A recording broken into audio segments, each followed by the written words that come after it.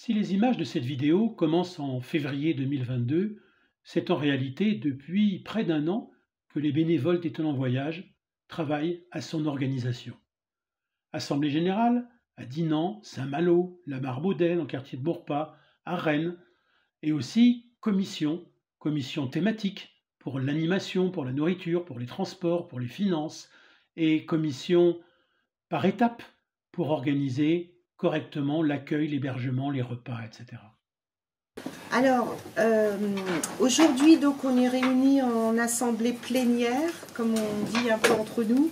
C'est-à-dire qu'il y a des représentants de tous les groupes locaux qui vont accueillir la marche, de toutes les commissions, et aussi des gens qui soutiennent le projet, qui ne sont pas forcément partis d'une commission, mais qui veulent quand même s'investir. Voilà.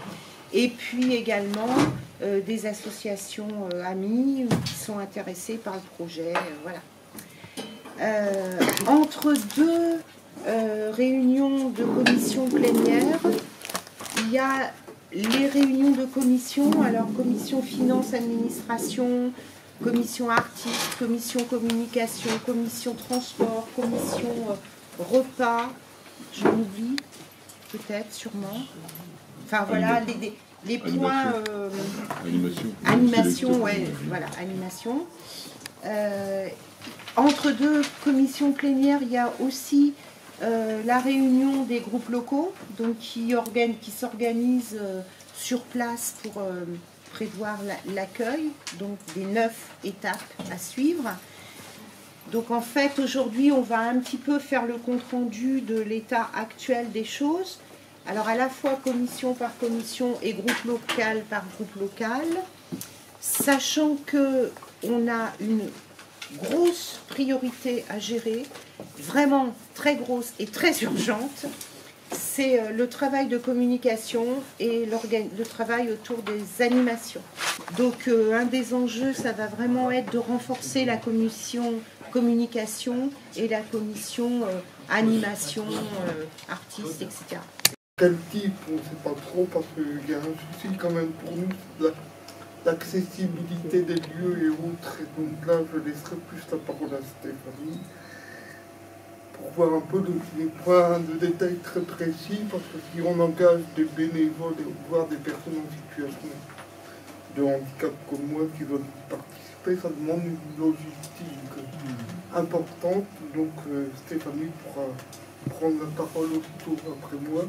Donc voilà, c'est un mouvement de personnes en situation de handicap qui défend les droits et l'inclusion des personnes en situation des droits et puis l'inclusion, voilà. Merci.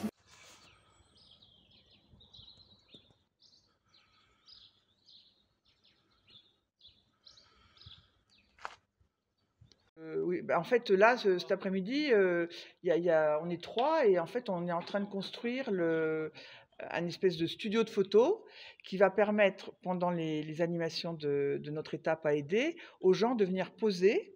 Et nous, on prendra des sténopés et on les développera et on les exposera tout de suite. Donc ça va se transformer en décor. On proposera aux gens des fauteuils rococo ou au contraire design. Ils choisiront un peu leur décor. Ils se poseront et nous, on fera les sténopés. C'est tout un travail qui a été entrepris, les compagnons d'Emmaüs, avec le cabinet photographique. Le cabinet photographique apprend aux compagnons à prendre des sténopés. Et les sténopés, ce sont des photos qu'on prend avec des boîtes de conserve. Et c'est quelque chose d'assez extraordinaire. Sténopé, c'est quelque chose d'assez fantastique que fait le cabinet photographique. Donc, ce sont des boîtes de conserve. Et ça, à Emmaüs, on en trouve plein. Enfin, des boîtes en fer. Et où on perce un petit trou et on met un papier dedans. Et puis, c'est tout. Et on prend des photos. Et ça fait des photos assez magiques, un peu bizarres, mais superbes. Et donc, ils nous apprennent à faire ça. Et on espère pouvoir le faire ensuite le jour de l'étape de aider. Donc il faut qu'on fasse une chambre noire, il faut qu'on fasse un studio de photos, et donc là ils sont en train de construire le studio de photos. Donc il y a pas mal de compagnons qui sont impliqués. Aujourd'hui malheureusement ils ne sont pas là parce que c'est un peu spécial, donc il n'y a que David et Dominique qui travaillent sur le studio, mais c'est quelque chose, ça fait des rencontres superbes entre le cabinet photographique et Emmaüs. Voilà.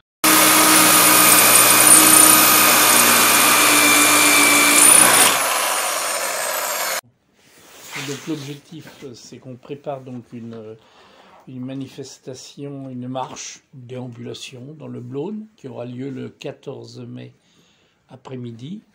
Alors de mémoire, c'est entre 14h30 et 16h30 à peu près. Hein. Oui, je crois que c'est ce qu'on dit. Donc l'objectif, c'est de sensibiliser un peu le quartier à cette manifestation, à cette volonté de faire respecter le droit et le respect pour tous, quelles que soient nos origines, nos statuts.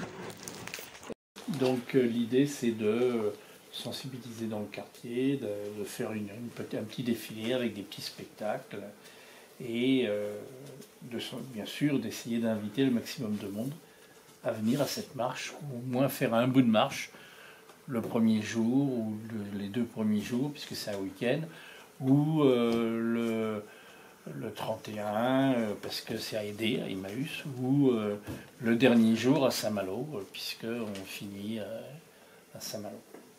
Alors, on est un petit groupe, là, bon, pour le moment, on n'est pas au complet, loin de là, pour préparer ça. C'est un café solidaire. C'est le café, un café associatif. Oui, voilà, café associatif. Ouais, Oui, c'est ça. C'est le lieu. Alors, Oui, il y a des choses. oui, J'y suis allée. c'est ça. Oui, oui. Donc 10h30 vendredi. Oui, et il y aura quelqu'un.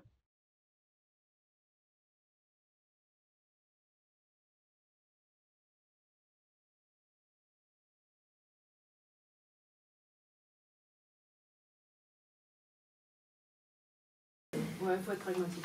Oui, non, mais Non, dans ce truc-là, on n'a pas le choix. Et le film s'appelle Made in Finland. Donc, vous verrez dans le programme, il y a 2 pages. Il y a une page sur l'étonnement voyage qui explique un peu pourquoi nous on choisit d'y participer.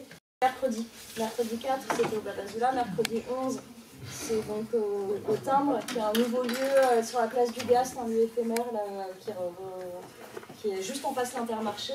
Et la 3e, ce sera au Café des Gaëls. Nous, on s'est concentré vraiment sur le quartier de Morpa. Ils arrivent au Mini vers 10h, comme ça si jamais il y a un accident, un tracteur, un camion. On a du passé qui fait que à 10h ils sont au Mini, qu'ils font leur sandwich et ceux qui prennent le bateau remontent dans le car et vont prendre le bateau. Voilà. En attendant le début de la réunion, quelques échanges ont lieu sur les photos en sténopé, leur principe. Belle transition avec le vernissage de l'exposition de sténopé qui a eu lieu à la Maison internationale de Rennes le 13 mai.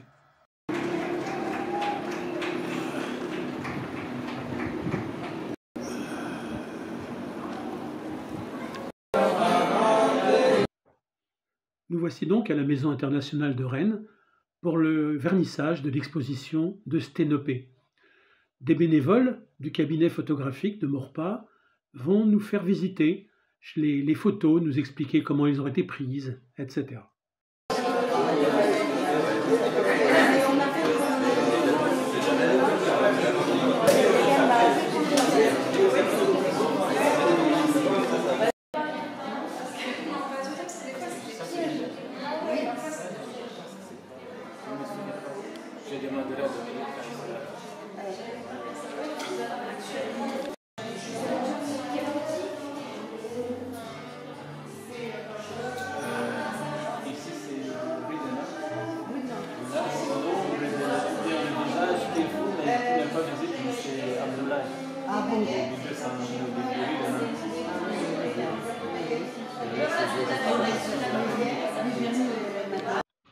Juste une boîte de conserve sur un bord de fenêtre.